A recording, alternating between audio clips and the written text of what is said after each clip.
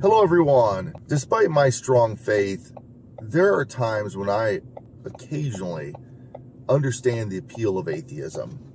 Those moments usually happen during my prayer life. Let me explain. I tend to be very analytical. People have accused me of overthinking things, and I usually jokingly say, no, people are underthinking things. And I think that's kind of true. People do underthink things. Whenever I go into prayer, usually if I'm asking for forgiveness, I start thinking things like, am I really sorry?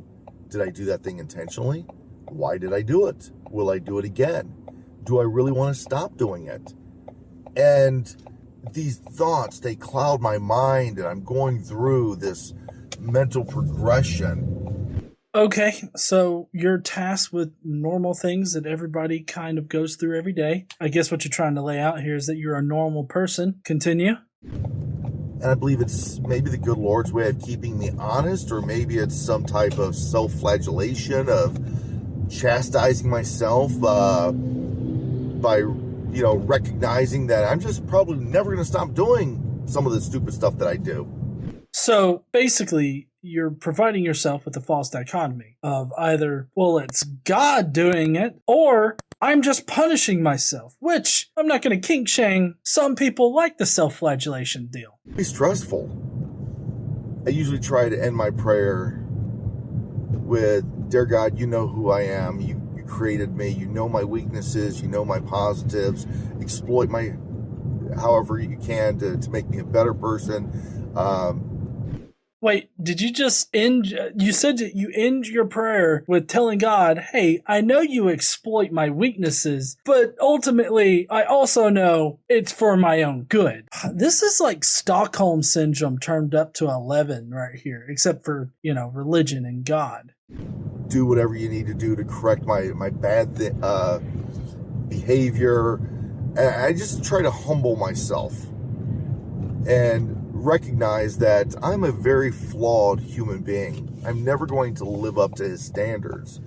But I do recognize that he wants me to continue trying. You see, this is the one thing that really bothered me as a Christian, was living up to the impossible standard of being a perfect being like God and or Jesus. That right there put a lot of undue pressure on me as a Christian.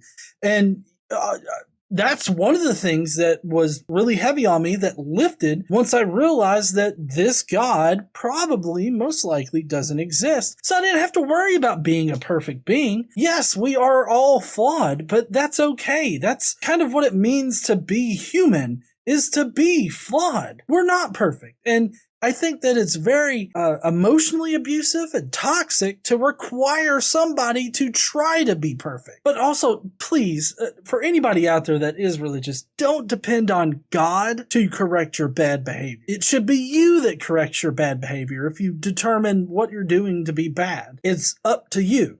So that's what I'm going to do. But it's those moments of struggling, trying to find a balance of humility and confidence. I mean, it's hard to go into prayer, like, dear God, I know you've saved me, and I know you're so merciful, and not reminding myself or being reminded that I don't deserve that grace and mercy that I have. What? First of all, religion is teaching you that you don't deserve this grace and mercy that religious people think they have. Religion, Christianity, teaches you that God gives you this grace and mercy even though you don't deserve it. I feel like that kind of subverts you a little bit into making you think that you're this horrible fucking person when you're really not. It's hard to find that balance. And I start thinking, man, atheists really have it easy. They can just live life thinking, hey, as long as I'm a pretty good person, I'm all right. I don't hurt nobody, so I'm a good person.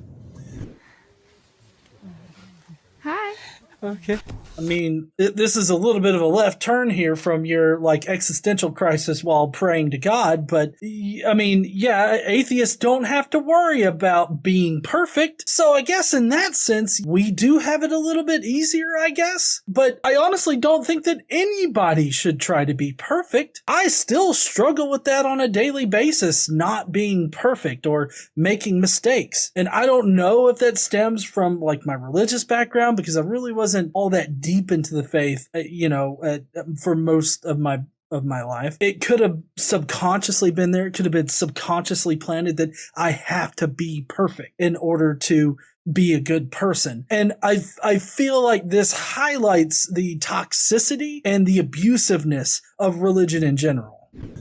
Reminds me of the old expression that someone said, I'll paraphrase it, that if you were to mercilessly shoot your grandmother at 500 yards, one could say that you're a good shot, but they probably wouldn't say that you're a good person.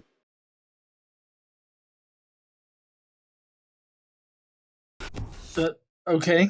What does this have to do with the discussion that we're having? I have no idea where this factors in. Maybe you'll explain. Even in your analogy, it doesn't make sense. You could shoot your grandmother from 500 yards away, but they wouldn't say you're a good person. I don't know. I mean, it kind of depends on how much of a dick that grandmother was. I mean, if she was like near Hitler status, you might be a good person. It kind of depends on the situation. If it's just my grandmother from 500 yards away, yeah, I wouldn't be a good person for doing that. You're a good shot, but you're a bad person. I don't understand where you're going with this. Good is so subjective, and when we push God out of the equation, we really realize that you can live just about any type of life and ultimately justify your actions as good or not. Or let's say you just live a life and you don't really steal, kill, rape, and such. You could say, well, I've been a pretty good person. Well, yeah, I would say that if you live that kind of life currently right now, you would be seen as a good person. But at different points in history and in different societies, all of those things wouldn't necessarily be required for you to be a good person. I feel like you're kind of touching on subjective morality here. Like everybody can determine what is good and what is bad. You seem to have an issue with the subjectivity of morality. And I agree that everybody can form their own moral foundations and they can make their own moral judgments on actions that are performed. They can even self-reflect and judge whether their actions are morally good or bad or whatever. But I really feel like you're just ultimately having an issue with the fact that morality is subjective, but you feel like you need some absolute foundation for morality in which to judge things by. You don't need that. And in fact, we've never had that, not even in Christianity. There's never been an absolute moral foundation in Christianity because it's all subjective and it changes over time. I think that your main issue here is the fact that thinking about how atheists can still morally justify actions or morally judge actions to be good or bad. I feel like this is kind of breaching that whole, well, is there absolute morality thing? Like, I feel like this is really causing you to think about that, maybe.